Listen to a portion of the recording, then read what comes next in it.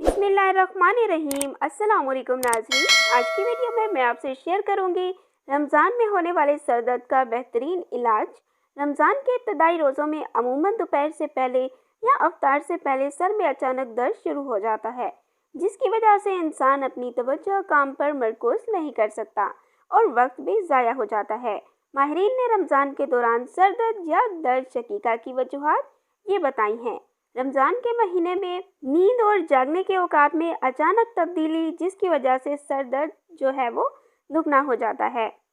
रमज़ान के दौरान सर दर्द पैदा होने से बचने के लिए डॉक्टरों और माहिरीन ने कुछ नुकात पेश किए हैं, जिनमें ये शामिल हैं, जैसा कि गर्म मशरूबात जैसे कॉफ़ी और चाय के इस्तेमाल को महदूद करना। इसके अलावा ज़्यादा सिगरेट नोशी से परहेज़ करें।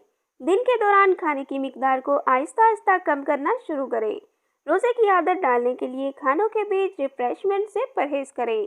इसके अलावा जिस्म में पानी की किल्लत से बचने के लिए अफ्तार के बाद काफ़ी मिकदार में पानी पीना। ये चंद बातें हैं जिन पर अगर आप अमल करेंगे तो आप रमज़ान में सर दर्द से बच सकते हैं।